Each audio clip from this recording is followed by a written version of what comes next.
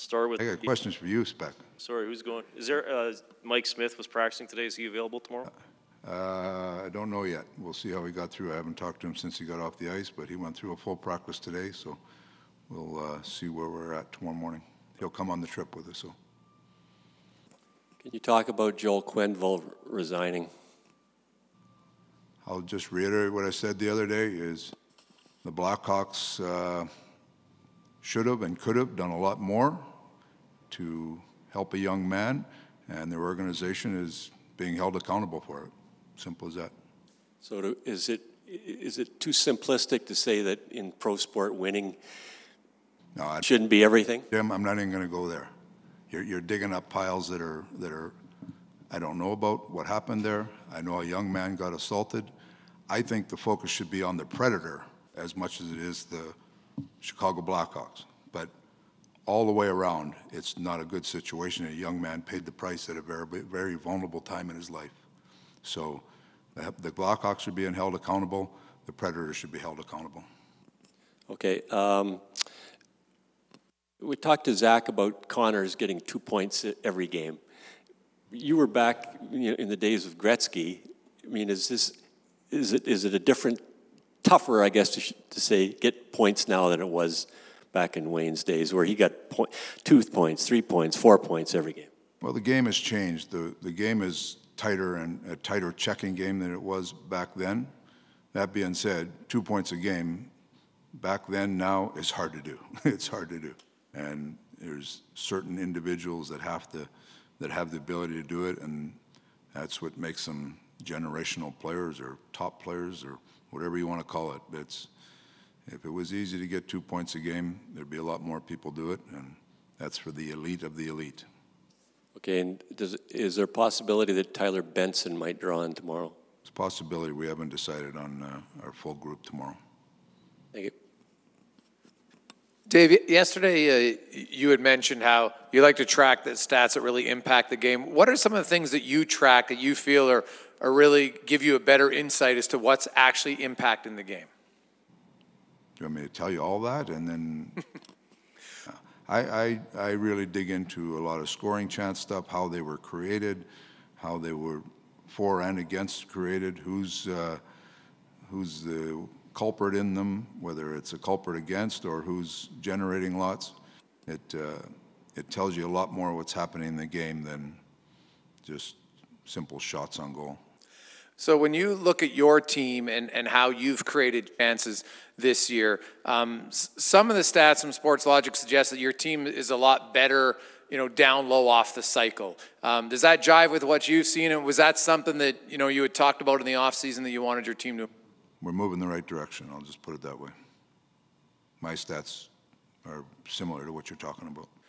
And is that players like Fogle, or is that a commitment from the group itself to be better, cycling the puck down low? Probably a little bit of both, but you had Fogle, you had Hyman, you get Jesse playing that game, you got Cassian's come back and really jumped into that game. So we have more people in that mode right now than we had before. And on the back end, you switched Bouchard and Barry probably played his best game of the season against Philadelphia. Obviously, he was shooting the puck way more, but what have you seen? What did you see more from Barry the last game that you want him to continue?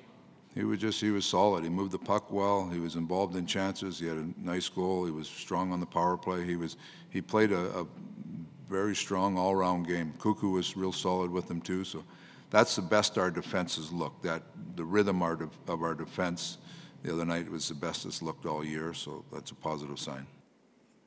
Dave, to follow up on that rhythm, is Tyson a bit of a player like Nuge where you don't want to slot him in a spot where you can't find him minutes? And is Tyson like Nuge in the sense that if he's playing well, he'll find his minutes no matter where he's playing in the lineup? That's a good way to put it right there.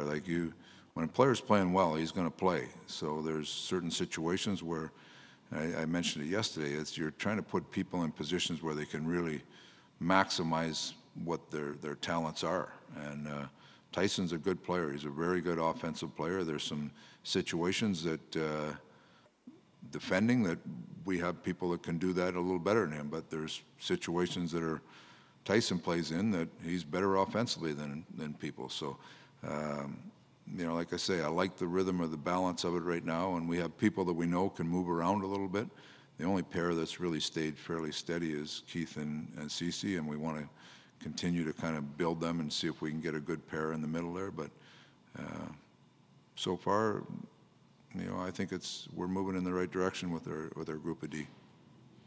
Nuge comes into the game, you know, a long time ago now, 10 years ago, as the #1 overall pick, and everyone thinks he's going to be, you know, a superstar. And he's evolved into this sort of subtle guy that does a lot of different things. And I'm sure a coach loves having a versatile player. What are the qualities? Like, he's not at that level of Connor McDavid, but he's still a very good player. He's He's an excellent player that touches if you look at, there's a really valuable player. Usually every team has a couple of these guys that they're valuable to a team because they play in all situations. They're smart.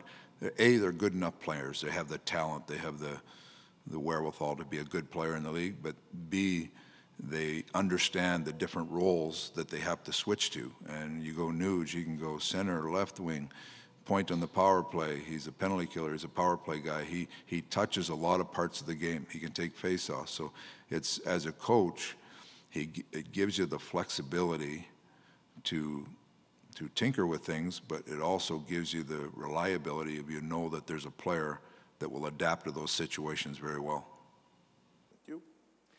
Dave, just wanted to ask you about power play. Teams are obviously going to try different things and adjust to your power plays. Your mentality to do what you do until they prove they can stop you, or are you trying to adjust immediately as you doing different things? I think there's enough variety in our power play that we can adapt to different situations, what different teams are doing against us. So that being, I like what our power play does. There's certain structural things we do, but then I think sometimes our power play is the best when we call it road hockey. They're freelancing out there a little bit, and that makes it hard to check against, hard to read what's happening, you know. So, and the other side of it, PK, I think good penalty killers they read and react to situations. They read situations well, because just like we want to adapt to different things, everybody's trying to do the same. So both sides of it you need good, smart players on it. Are you seeing opponents so far through the first game, 6 games, try different things more so than years past, or not so much? Against our power play, you're saying? Yeah. I haven't seen much that I haven't seen before. No, I think people try different things to see if they can come up with a solution, but there's there's been nothing out there that said, okay, boy, this was new to us, kind of thing. Thanks. All right.